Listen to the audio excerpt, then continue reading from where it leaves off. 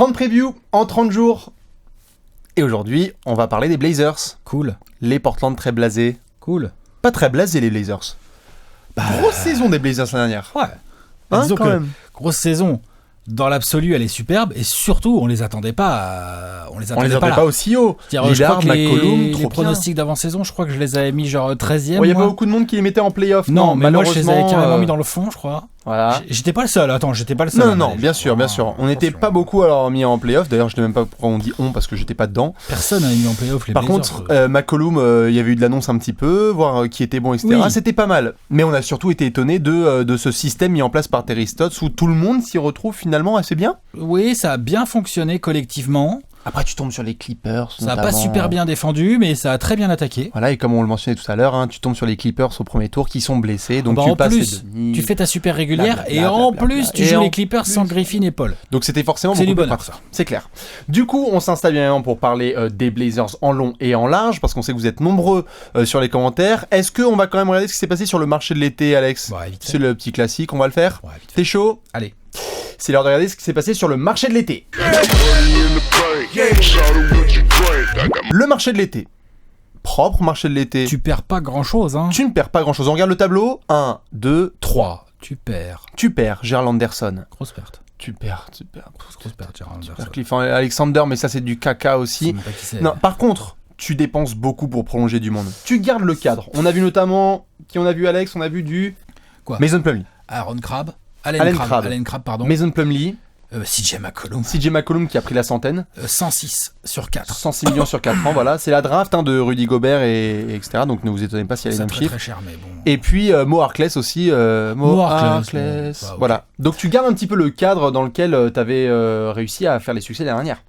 Voilà, donc c'était l'objectif, c'est-à-dire que Neil Olshey, il s'est dit, General manager. de toute façon, je vais avoir du mal à attirer Il n'y avait pas un marché de free agent super dingue cet été. Et puis Portland même déjà de base. Déjà Portland de base, mais en plus t'avais pas la profusion de gros agents libres. Déjà Claude est à zone de confort, alors bon derrière. Donc l'autre il s'est dit, je vais avoir du mal à améliorer vraiment mon effectif, donc déjà je vais essayer de garder bien ma base. Voilà. Ce qui est plutôt un bon réflexe de Qui est un bon general réflexe. manager. Donc le mec il a Lillard l'année dernière qui prolonge, maintenant il a McCollum, etc. Donc t'as le 5 majeur pratiquement qui est prolongé. Il garde sa base, c'est-à-dire fait. son quasi 5 majeurs plus Ouais, tout ça c'est sur des gars son contrat. importants entre guillemets du banc. Tu vois, Allen Crabbe encore qu'il y a une petite bataille, Allen Crabbe. Oui, sur le poste Evan 3, Turner, tout à fait. ça. Ouais.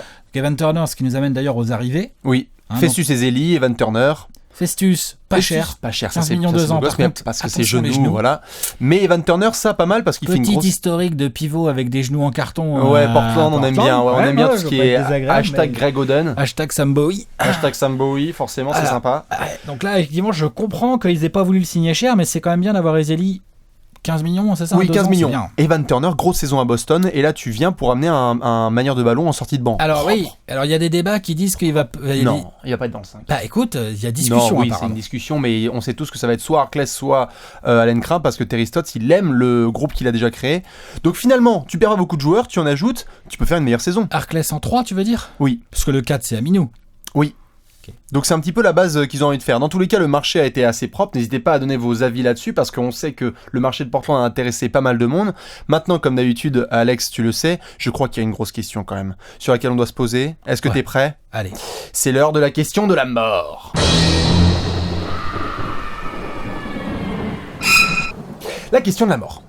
La grande question de la mort, Alex, et d'ailleurs n'hésitez pas à balancer vos avis là-dessus. L'année dernière, Portland, grosse saison, un peu la darling de la saison régulière. Oh là là, c'est trop cool. Le Moda Center, ça rugit, beau gosse. 44 wins. Tout à fait. Mais la conférence Ouest n'était pas comme d'habitude. Il y a des équipes qui jouaient pas trop comme avant. Houston, caca. Les Pélicans, caca. Non pas que ça va être la folie, quelque mais part, Memphis et Dallas Memphis et n'ont Dallas, pas gagné caca. tant que ça. Exactement. Du coup, la grande question, la question de la mort, c'est est-ce que Portland n'aurait pas par hasard bénéficié d'une conférence Ouest un petit peu anormale et cette année va se rattraper la réalité dans la gueule? Moi, je pense que ça pourrait bien être le cas. Ouais, Non pas qu'ils vont plonger, hein. non, mais tu penses mais que ça va...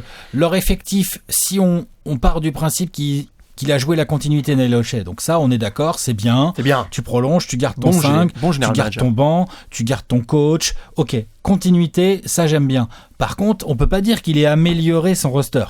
Non, il l'a pas amélioré, mais... Van Turner, ça améliore pas non plus de ouf. Non, mais pour le banc, c'est pas mal. C'est pas mal, mais tu vois ce que je veux dire, ça... C'est clair, ça va pas révolutionner ton... Il y a des mecs... Tu vas pas passer contender, quoi, voilà. Tu vas pas devenir un contender pour le titre. Lillard est déjà très fort. Oui.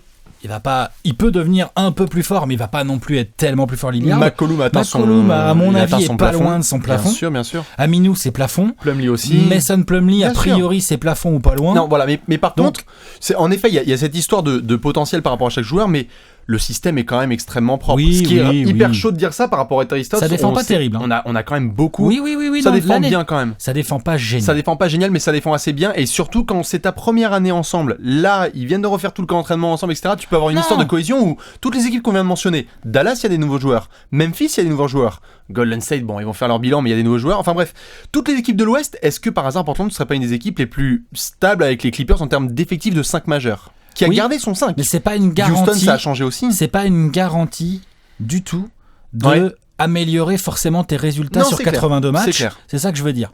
Après, l'effectif est assez profond. Toi, ça te touche pas, ça? Il est profond, oui. Parce qu'il y a une blessure, tu vois, tu peux t'en sortir. Ah, ça dépend laquelle. Oui, non, c'est clair que si c'est Lillard, t'es dans le caca comme tout le monde. Mais McCollum. Au scoring, c'est quand même bien pratique. Tu peux avoir Crabbe quand même en 2-1. Wow. Non, après, c'est vrai que c'est chaud. N'hésitez pas à donner vos avis là-dessus parce qu'on sait que les Blazers, c'est profond, mais sans de la qualité de ouf. Il n'y a pas beaucoup de monde qui les voit. Il y en a qui mentionnent dans le top 4, mais il y en a d'autres qui le mentionnent dans le top 4. Il y a de tout là sur Portland. Moi, on va venir après nous sur les pronostics. Il y a de tout. On va le faire. Mais comme tu le sais, Alex, il y a un gros trophée, le trophée du peuple qu'on doit remettre. T'es chaud? Ouais. C'est l'heure du Gérard d'or.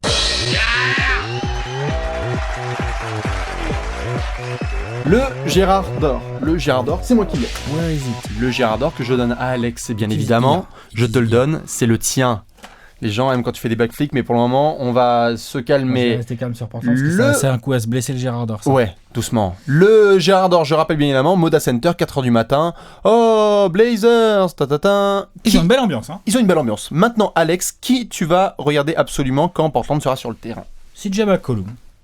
Oui. Ouais. MIP, puis il est sympa, regardez, il est créatif. Gâchette. C'est un bon scoreur. Pure gâchette. Ouais, c'est une bonne gâchette et il drive bien aussi. Il a un handle. Ouais, voilà. C'est vraiment le bon petit 2 intéressant qui peut, sans vraiment jouer meneur, mais tenir la balle, clairement. C'est clair.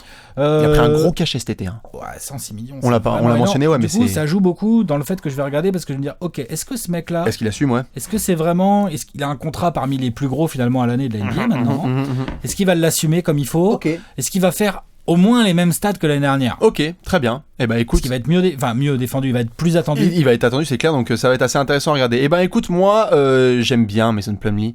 J'aime bien le côté qu'il apporte un peu nasty. Je trouve que quand il est sur le terrain, je m'attendais pas du tout à ce jeu de passe. Genre, à chaque fois qu'il y a un décalage, il a réussi à trouver des bons gars et je trouve que quand il est là et qu'il est... un bon col bleu. Et surtout quand il est pas là, on voit la différence. Elle est assez notable. Est-ce que c'est qui le pivot remplaçant? Bah maintenant ça va être Ezeli, mais c'est vrai qu'il y a eu 2-3 fois du Meyers Leonard aussi qui fait son retour. D'ailleurs on l'a pas mentionné. La gâchette. La gâchette, ouais, le 50-40-90. Meyers Leonard, beau gosse. Enfin voilà, n'hésitez pas à nous balancer vos Gérard d'or. Et puis comme d'habitude, Alex, tu le sais, on va devoir quand même faire le pronostic. Allez. C'est l'heure du pronostic.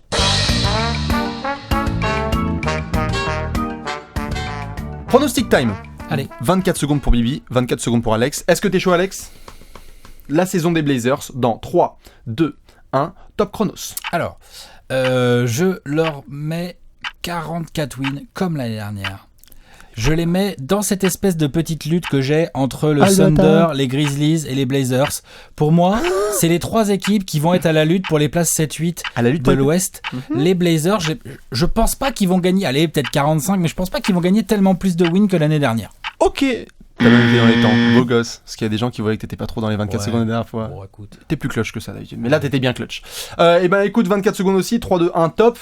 Les Blazers vont être dans le haut de tableau comme l'année dernière, tranquillou. Non, j'aurais mis 47 victoires. 47 victoires pour Portland. Petite augmentation. Le système est trop propre. J'en reviens pas de dire ça. Je crois que je les ai mis 4ème, entre 4 et 5, mais je pense que mes 4, ouais. Ok. À la bataille avec Dallas notamment. Et puis voilà à peu près. Qu'est-ce que je peux ajouter juste? Je reviens pas de dire ça, mais Terry Stotts, c'est un pur système avec eux. Donc c'est voilà. pas mal. Voilà. Bien évidemment, n'hésitez pas à regarder le tableau des pronostics. On regarde tout de suite, Alex. Allez, on regarde le tableau. Allez, c'est parti. On regarde le tableau des pronostics. Voilà, il y a des petites équipes qui s'ajoutent mine de rien. Et puis le prochain apéro, nous on va se préparer. Est-ce que t'as un spoiler, Alex, ou pas du tout à mettre? Non, pas du tout idée. Bon, allez, prochain apéro.